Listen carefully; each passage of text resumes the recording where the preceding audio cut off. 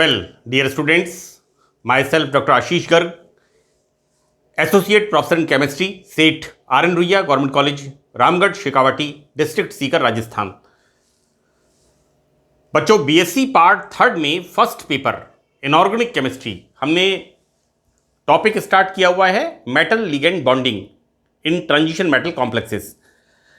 बच्चों, BSc part second तक हमने जो कोऑर्डिनेशन कंपाउंड्स पढ़े थे, कोऑर्डिनेशन केमिस्ट्री जो हमने पढ़ी थी, उनके अंदर वैलेंस बॉन्ड थ्योरी को हमने पढ़ा था और ऐसे अनेक कमियां थीं या हम जिसे कहें लिमिटेशंस थी वैलेंस बॉन्ड थ्योरी की, जो कि मेटल लिगेंड बॉन्डिंग को एक्सप्लेन नहीं कर पाई। बच्चों देखिए, मैंने आपको इस टॉपिक में बीएससी पार्ट थर्ड में क्रिस्टल फील्ड थ्योरी से मेटल लिगेंड बॉन्डिंग को एक्सप्लेन किया है और हमने देखा कि किस तरह से octahedral, square planar and tetrahedral complexes के अंदर क्रिस्टल फील्ड थ्योरी इनको बताती है, समझाती है कि किस तरह से ये कॉम्प्लेक्सेस बनते हैं। बच्चों, आज के सेशन में हम comparison of octahedral and tetrahedral complexes. बच्चों देखिए, मैंने आपको अभी तक, this is the part 9th, तीनों complexes octahedral, tetrahedral and square planar, इनको मैंने अच्छी तरह से एक्सप्लेन किया है कि किस तरह से ये कॉम्प्लेक्सेस फॉर्म होते हैं और क्रिस्टल फील्ड कंसेप्ट में जो डी ऑर्बिटल्स होते हैं उनकी डीजेनरेसी समाप्त होती है और इनके अंदर स्प्लिटिंग होती है दो तरह के ऑर्बिटल्स में, T2G एंड EG ऑर्बिटल्स में। फाइन, देखिए बच्चों, यहां पर वी स्टार्ट नाउ। ये मैंने थोड़ा सा आपसे बैकग्राउंड की बात की है जो अब तक मैंने बताया है, क्योंकि यहां पर हम क्या कर रहे हैं, कंपैरिजन। देखो बच्चों, tetrahedral and octahedral, in fields में स्प्लिटिंग का कंपैरिजन है ना। व्हाट वी आर डूइंग कि ये जो स्प्लिटिंग होती है इनके अंदर, splitting of the D orbitals, equal energy के डी ऑर्बिटल्स, जब कोई लिगेंड अप्रोच करता है तो इसके अंदर स्प्लिटिंग होती है। We start now first point. बच्चों यहां पर देखिए कि टेट्राहेड्रल फील्ड में, चतुष्फलकीय क्षेत्र में विभाजन डेल्टा टी, बच्चों delta is the CFSE, crystal field stabilisation energy for the tetrahedral, T4 tetrahedral है ना, का मान अष्टफलकीय क्षेत्र में विभाजन डेल्टा 0 से बहुत कम होता है। इसके दो कारण हैं, इसको मैंने बहुत अच्छी तरह से एक्सप्लेन किया है कि क्यों कम होता है, राइट। देखो बच्चों, ऑक्टाहेड्रल कॉम्प्लेक्स में ligand upon the axis approach करता है। ऑक्टाहेड्रल कॉम्प्लेक्स कब बनता है, जब मेटल को 6 लिगेंड्स अप्रोच करते हैं और वहां पर dx square, y square and dz square orbitals वहां पर हमारे काम में आते हैं, राइट। बच्चों, टेट्राहेड्रल लिगेंड फील्ड में मैं आपको बता दूं एक बात बेटा, एक बात और बता दूं कि CFSE octahedral, this is, it's not delta 0, it's delta O for the octahedral से बहुत कम होती है। यानी डेल्टा टेट्राहेड्रल CFSE जो वैल्यू है स्प्लिटिंग, वो वैल्यू कम होती है in comparison to CFSE octahedral. तो ये कम क्यों होती है? देखो बच्चों, क्या है कि ऑक्टाहेड्रल फील्ड में 6 लिगेंड्स, टेट्राहेड्रल फील्ड में 4 लिगेंड्स। ऑक्टाहेड्रल फील्ड के अंदर 6 ligands upon the axis, right. और अपॉन द एक्सिस ऑर्बिटल्स कौन से होते हैं? EG orbital, that is dx square, y square and dz square, clear. जबकि बच्चों एक्चुअली जो आप देखिए ऑक्टाहेड्रल फील्ड में EG ऑर्बिटल्स, ये जो दोनों orbital dx square, y square and dz square, इनकी एनर्जी ज्यादा होती है, राइट। यहां पर टेट्राहेड्रल फील्ड में 4 लिगेंड, एक बात। दूसरी बात, यहां पर टेट्राहेड्रल फील्ड में बच्चों, मैंने टेट्राहेड्रल के एक्सप्लेनेशन में बहुत अच्छी तरह से इस बात को एक्सप्लेन किया है कि ligands upon the axis approach नहीं करते, इन बिटवीन द एक्सिस अप्रोच करते हैं, नंबर एक बात। अब इन बिटवीन द एक्सिस कौन से ऑर्बिटल्स होते हैं? dxy, dxz, dyz, right. मैंने ऑर्बिटल्स के स्ट्रक्चर्स, डी ऑर्बिटल के स्ट्रक्चर्स आपको मैंने बताए हैं इन्हीं लेक्चर्स के अंदर। यहां पर टेट्राहेड्रल में लिगेंड्स जब मेटल को अप्रोच करते हैं तो not exactly in between the axis, right. तो ऐसी स्थिति में क्या होता है कि लिगेंड्स जो कक्षक एक्सिस के बीच में होते हैं, T2G orbitals dxy, dxz, dyz, इनके नजदीक होते हैं, राइट। तो होता क्या है, टेट्राहेड्रल फील्ड की जो स्प्लिटिंग होती है वहां पर बिल्कुल उल्टा होता है, राइट। जैसे हमने ऑक्टाहेड्रल में देखा कि T2G ऑर्बिटल्स की एनर्जी कम होती है जबकि EG ऑर्बिटल्स की एनर्जी ज्यादा होती है, लेकिन टेट्राहेड्रल फील्ड के अंदर EG ऑर्बिटल्स की एनर्जी कम होती है बिकॉज अपॉन द एक्सिस, और T2G ऑर्बिटल्स की एनर्जी ज्यादा होती है। Now I am starting here. बच्चों, टेट्राहेड्रल लिगेंड फील्ड में 4 लिगेंड्स मेटल के पास आते हैं, जबकि ऑक्टाहेड्रल लिगेंड फील्ड में 6 लिगेंड्स मेटल को अप्रोच करते हैं। क्लियर? अतः tetrahedral field splitting, this is the delta T. बच्चों देखिए, मैं आपको बहुत क्लियर कर दूं कि delta is the CFSE, crystal field stabilisation energy, and this T is the tetrahedral. का मान भी डेल्टा 0 का 2/3 होता है, ऑब्वियसली, राइट। 2/3। बच्चों मैंने इसको एक्सप्लेन किया अच्छी तरह से, है ना। मैंने बताया है, यहां पर भी देखिए बताया मैंने कि ये स्प्लिटिंग बताई है मैंने। दिस इज डेल्टा टी का मान, राइट। यहां पर 2/3 होता है। सेकेंड पॉइंट बच्चों, 2 कारण। तो सेकेंड पॉइंट हम देखते हैं कि ऑक्टाहेड्रल लिगेंड फील्ड क्षेत्र में लिगेंड्स EG कक्षकों की सीध में पहुंचते हैं। See in the octahedral EG orbitals, आप देखिए ऑक्टाहेड्रल में क्या हो रहा है, T2G की एनर्जी कम, T2G का मतलब dxy, dxz, dyz, orbitals, d orbitals lies in between the axis, जबकि यहां पर लिगेंड अप्रोच कहां कर रहा है,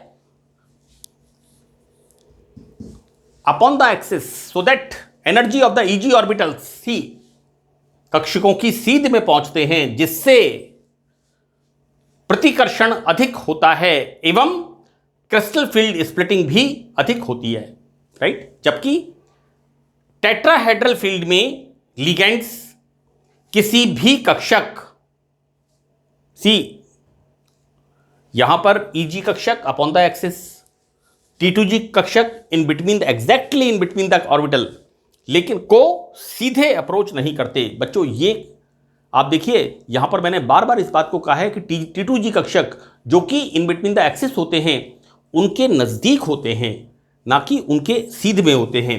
तो सीधे अप्रोच नहीं करते हैं, जिससे प्रतिकर्षण कम होता है, और इन दोनों कारणों से क्रिस्टल फील्ड स्प्लिटिंग 2/3 रह जाती है। बच्चों जहां पर मैं एक एग्जाम्पल दूं कि ऑक्टाहेड्रल कॉम्प्लेक्सेस में जहां स्प्लिटिंग, ये मैं अपनी तरफ से बता रहा हूं, 10 DQ होती है, जबकि 10 DQ का 1/3 कम हो जाता है। जो स्प्लिटिंग होती है दैट इज 6.6। ये मैं अपनी तरफ, नाउ यहां देखिए बच्चों, यहां पर डेल्टा टी, तो 2/3 इंटू 2/3 इज द डेल्टा 0 बराबर 4/9। सी ये मैंने आपको डायग्राम पार्ट 8 के अंदर मैंने इस जगह पर एक डायग्राम बनाया है कि किस तरह से ऑक्टाहेड्रल फील्ड और किस तरह से टेट्राहेड्रल फील्ड डेल्टा टी की वैल्यू होती है। Now second point, this is the first point कि डेल्टा टी मतलब CFSE splitting for the tetrahedral complexes is less than delta 0, बहुत कम।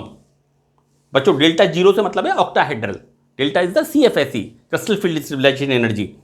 Now in the second point, tetrahedral complex बनने में delta T का मान कम होने के कारण, राइट, इस प्रकार के संकुलों में इलेक्ट्रॉन्स का युग्मन नहीं होता है, अतः कॉम्प्लेक्स सदैव हाई स्पिन कॉम्प्लेक्स बनते हैं। बच्चों, मैंने टेट्राहेड्रल कॉम्प्लेक्सेस समझाते समय एक टेबल बनाई है काफ़ी बड़ी, बहुत टाइम लगा उसके अंदर, एक एक वैल्यू उसके अंदर मैंने डाली है। आप देखिए उसके अंदर हम जब स्टार्ट करते हैं Eg ऑर्बिटल्स में एक एक इलेक्ट्रॉन जाता है और उसके बाद T2G इलेक्ट्रॉन्स में एक एक इलेक्ट्रॉन जाता है। In the tetrahedral complexes see high spin complexes, बच्चों सबके अंदर हाई स्पिन कॉम्प्लेक्सेस, जबकि ऑक्टाहेड्रल कॉम्प्लेक्सेस में हमने, देखो बच्चों, ऑक्टाहेड्रल कॉम्प्लेक्सेस का आप मेरा लेक्चर देखिएगा, उसके अंदर हमने देखा है एक बनता है week ligand field and the other is the strong ligand field, right. और ऑक्टाहेड्रल कॉम्प्लेक्सेस के अंदर वीक लिगेंड फील्ड के अंदर क्या होता है, T2G ऑर्बिटल्स में 3 इलेक्ट्रॉन और उसके बाद Eg ऑर्बिटल्स में 3 इलेक्ट्रॉन, हाई स्पिन कॉम्प्लेक्स। जबकि यदि ऑक्टाहेड्रल लिगेंड फील्ड के अंदर स्ट्रॉन्ग लिगेंड होता है तो बच्चों बनते हैं लो स्पिन कॉम्प्लेक्सेस, यानी कि T2G orbitals DXY, DXZ, DYZ इनके अंदर पेयरिंग स्टार्ट हो जाती है। और जब इनके अंदर 3 कक्षकों में 6 इलेक्ट्रॉन फिलअप हो जाते हैं तो अगला इलेक्ट्रॉन जाता है Eg orbital dx2y2 and the next is the dz2, right. देखो बेटा, ऑक्टाहेड्रल कॉम्प्लेक्सेस में यदि लिगेंड वीक है तो इलेक्ट्रॉन का युग्मन नहीं होता है, हाई स्पिन कॉम्प्लेक्स एवं हाई स्पिन कॉम्प्लेक्स बनते हैं। बच्चों, इसको आप मेरी जो टेबल बनी हुई है ना ऑक्टाहेड्रल कॉम्प्लेक्स की, उसमें आप देखिए बिल्कुल clear. I put this table from SKF कैटल book, JD Lee book, SD Brown book, J छोई बुक, ये बुक्स मैंने यूज करी हैं इसके अंदर टेबल्स के कंसेप्ट समझने में। हुई की किताब के अंदर ये कंसेप्ट बिल्कुल क्लियर लिखा हुआ है इसके अंदर कि ऑक्टाहेड्रल की तुलना में टेट्राहेड्रल का स्प्लिटिंग 2/3 होता है और इसकी CFSE is the delta T कितना होता है 4/9 डेल्टा 0। ये J छुई की किताब है। सी यहां पर हाई स्पिन कॉम्प्लेक्सेस, इस प्रकार स्ट्रॉन्ग लिगेंड के होने पर इलेक्ट्रॉन का युग्मन हो जाता है and spin low spin complexes, right. मैंने बच्चों देखिए आपको बताया कि किस तरह से T2G कक्षकों में अगर लिगेंड स्ट्रॉन्ग है तो इलेक्ट्रॉन की पेयरिंग हो जाती है और T2G कक्षकों में पहले 6 इलेक्ट्रॉन्स जाते हैं, उसके बाद नेक्स्ट इलेक्ट्रॉन्स।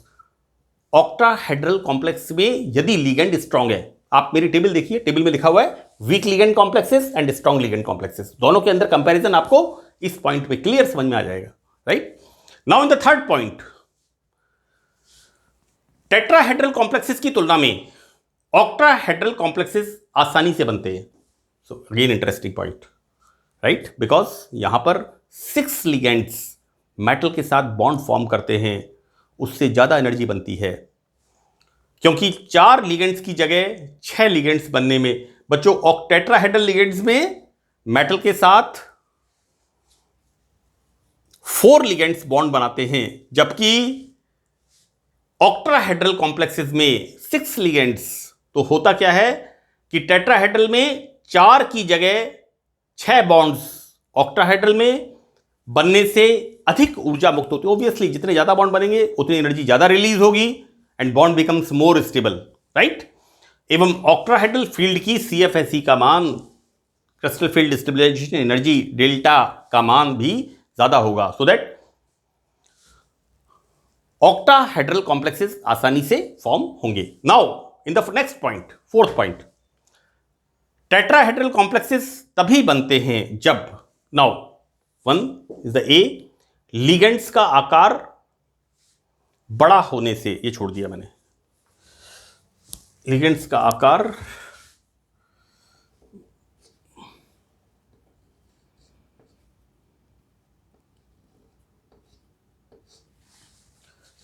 आकार बड़ा होने से, लार्ज साइज, स्टेरिक हिंड्रेंस कम हो जाता है, राइट। नाउ सेकेंड पॉइंट, बेटा देखो ऐसा है कि मैंने बोला है कि आकार बड़ा होता है तो स्टिक हिंड्रेंस कम होता है ना। मैं आपको एक चीज़ क्लियर कर दूं कि this is the like this tetrahedral 1 2 3 and this is the fourth one, right. यहां पर क्या हो रहा है, एक लिगेंड, दो लिगेंड, तीन ligand and see this is the fourth one approaching to metal, right. यहां पर क्या हो रहा है, चारों दिशाओं से टेट्राहेड्रली जब लिगेंड अप्रोच करता है so the steric hindrance becomes low. Now in the second point, ligands weak होने पर CFSE का मान भी कम हो जाता है, राइट। ऑब्वियसली स्प्लिटिंग कम होगी। CFSE क्या है, क्रिस्टल फील्ड स्टेबलाइजेशन एनर्जी, कि d ऑर्बिटल्स में कितनी स्प्लिटिंग होगी, है ना। ये कौन शो करता है, कौन रिप्रेजेंट करता है, CFSE। तो यहां अगर वीक लिगेंड है तो स्प्लिटिंग भी कम होगी। Now in the next one, metal atom की ऑक्सीडेशन नंबर कम होने पर CFSE का मान कम हो जाता है। ऑब्वियसली ऑक्सीडेशन स्टेट लो होगी तो CFSE का मान कम हो जाएगा। Now in the next one, this is again important point, D0, D5 and D10, empty, half field and full field. बच्चों इन कॉन्फ़िगरेशन वाले आयनों की CFSE का मान 0 होता है। हमें पता है कि the stability of this empty, half field and full field orbitals is very much, so that ज्यादा होती है, यहां पर 0। अतः आप टेबल में देखिएगा इसको अच्छी तरह से, ऑक्टाहेड्रल एंड टेट्राहेड्रल, वहां आपको देखिएगा जहां पर इलेक्ट्रॉन 0 हैं, D5 हैं एंड D10 है, सो द CFSE इज 0। अतः ये टेट्राहेड्रल कॉम्प्लेक्स आसानी से बना सकते हैं। तो बच्चों आज के सेशन में मैंने इसको कंप्लीट किया है, comparison between octahedral and tetrahedral splitting, है ना। इनका क्या किस तरह से हम अष्टफलकीय और चतुष्फलकीय क्षेत्र विभाजन की तुलना हम करेंगे। बच्चों ये चूंकि आज का जो लेक्चर है एक तरह से हम कह दें कि अभी तक मैंने जो 5-6 लेक्चर्स डाले हैं उनका एब्स्ट्रैक्ट है ना, उनका एक तरह से कंक्लूजन है। बाकी ये सब चीज़ें मैंने आपको पढ़ा दी हैं, लेकिन यहाँ पर मैंने इसको इसलिए लिखा है कि आपका जो सिलेबस है उसके अंदर अलग से इसका मेंशन है कि इनका comparison octahedral and tetrahedral ligand field का। सो मुझे उम्मीद है बच्चों कि आपको ये लेक्चर्स अच्छी तरह से समझ में आ रहे होंगे और आप कोशिश करेंगे इनको समझने की। और एक बात मैंने आपको हमेशा कहा है कि लेक्चर्स का स्क्रीनशॉट लेकर के पहले आप नोट डाउन कर लीजिए और उसके बाद कम से कम 2 या 3 बार आप सुनिए। मुझे उम्मीद है कि आपको अच्छी तरह से लेक्चर्स समझ में आएंगे। So that's all in this session. Thank you very much.